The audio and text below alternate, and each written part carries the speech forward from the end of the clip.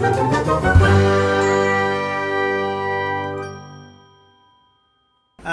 narration rules step by step 21 sentences without comma quotation মানে comma quotation নাই হ্যাঁ তাহলে কি হবে comma quotation নাই যে for example I saw a young boy standing before me with the utmost politeness utmost মানে খুব অনেক পোলাইট অনেক ভদ্রভাবে একটা ছেলে আমার সামনে দাঁড়িয়েছিল আমি দেখেছিলাম He said, সে বলেছিল uncle my parents are calling you আমার বাবা আপনাকে ডাকছে I came out of my house and saw an elderly man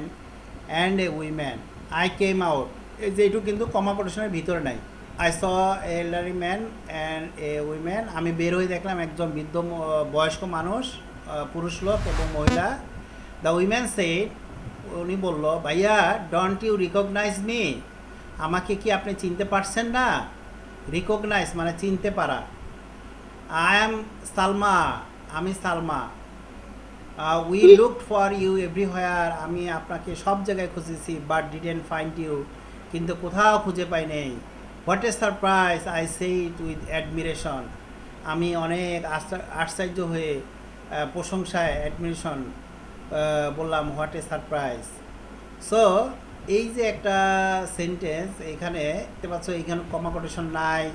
so তারপরে এই যে এইখানে কমা কোটেশন নাই I came out the women said আবার the man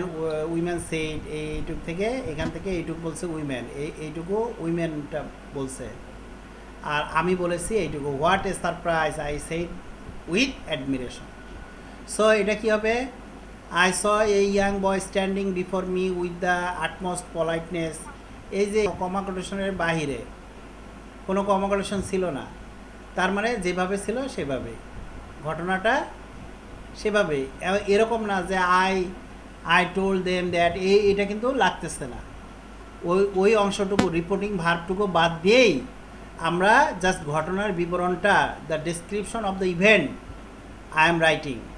I saw a young boy standing before me with the utmost politeness addressing me as an uncle he said uncle my parents are calling you এই যে uncle কাউকে কোনো কিছু বলে ডাকলে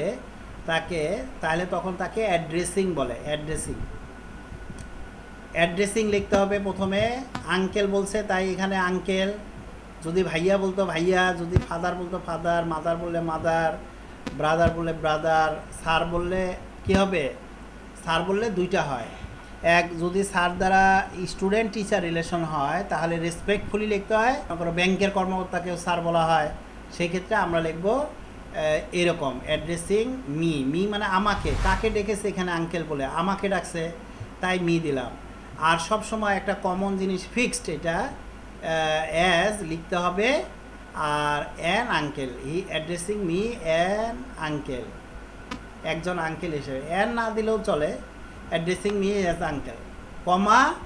এইটুকুর কাজ শেষ হলো এবার my parents are calling you so এটা যেহেতু অ্যাসার্টিভ সেন্টেন্স সো এটা হবে he told me that his parents were calling me এই যে দ্যাট দিলাম যেহেতু এটা assertive sentence that his parents were calling me were কেন বসলো পাস্ট বসেছে অর্থাৎ এখানে ছিল আর কি ছিল আর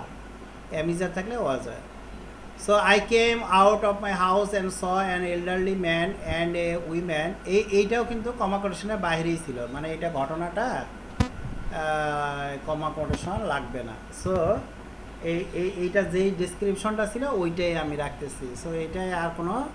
চেঞ্জ নাই এটা কিন্তু ন্যারেশন ডাইরেক্ট থেকে ইনডাইরেক্ট করার জন্য সেই চেঞ্জটা কিন্তু লাগতেছে না যা ছিল তাই I came out of my house and saw an elderly man and women যা ছিল তাই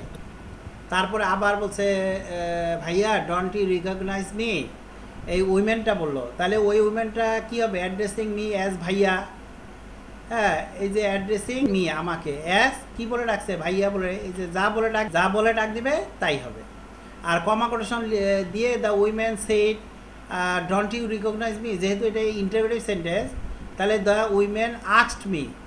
আস্কড হবে কেন ইন্টারোগেটিভ সেন্টেন্স আর যেহেতু এটা অক্সিলারি ভার্ব দিয়ে শুরু তাই ইফ হবে আর ডন্ট প্রেজেন্ট ইনডিফিনিট থাকলে পাস্ট ইনডিফিনিট হবে আই ডিডেন্ট হবে কারণ ডন্ট পাস্ট প্রেজেন্ট ইনডিফিনিট ছিল, তাই পাস্ট ইনডিফিনিট হবে ডিডেন্ট। তারপরে we look for you everywhere but didn't find you, এটা কিন্তু আবার ওই ভদ্রমহিলা আবার কথা বলতেছে। সো এখানে কিন্তু আবার শি অলসো টোল্ড মি, সে আরও আমাকে বলল। তাহলে অলসো কেন বসলো এখানে? কারণ একই ব্যক্তি বারবার যখন কথা বলে তখন প্রথমবার অলসো লাগে না, পরেরবার অলসো লাগবে। যদি আবার কথা বলে ফার্দার, আবার কথা বলে নেক্সট, এইভাবে এনিমোর, ফার্দার মোর, এইভাবে দিতে হবে। তাহলে also told me that she was Salma, এখানে বলছে I am Salma, I am Salma, she was Salma. She again told me, এই যে আবার কি দিলাম অ্যাগেইন, কেন? কারণ আবার বলছে। Also again told me that, comma quotation উঠে গিয়ে দ্যাট বসবে, কারণ সেন্টেন্সটা ছিল assertive sentence. So they had looked for me everywhere but hadn't found me, hadn't found past perfect, কেন? পাস্ট ইনডিফিনিট ছিল। আই এক্সক্লেমড উইথ অ্যাডমিরেশন, এই যে আই এক্সক্লেমড উইথ অ্যাডমিরেশন, এখানে ছিল I what a surprise, I said with admiration, এই যে with admiration আছে এখানে। সো আমরা I exclaimed with wonder, I exclaimed with sorrow, I exclaimed with grief, I exclaimed with happy, এরকম না, I exclaimed with admiration, কেন? কারণ এখানে অলরেডি বলাই আছে with admiration. So admiration that it was a great surprise, it was, এটা আমি কোথা থেকে পাইলাম? ইট ওয়াজটা পাইলাম এই যে এখানে বলছে what a surprise, what a surprise, এই যে এখানে যে আছে হোয়াট এ সারপ্রাইজ, আসলে অ্যাকচুয়ালি এরপরে ইট ইজটাও আছে, what a surprise it is. So আমরা এই কারণে ইট ওয়াজ লিখলাম, ইট ওয়াজ এ গ্রেট সারপ্রাইজ। এই যে হোয়াট ছিল, হোয়াটের পরিবর্তে গ্রেট, আর এ সারপ্রাইজ, এই যে গ্রেটের আগে এটা বসবে, what a great surprise. I think you all are clear. আশা করি আপনাদের এই ভিডিওটি ভালো লেগেছে। যদি ভালো লাগে please do subscribe and share with your friends and family members who are really interested to learn English, specially narration. So next ক্লাসে আবার দেখা হবে। Up to then please stay fine and all the best. আসসালামু আলাইকুম।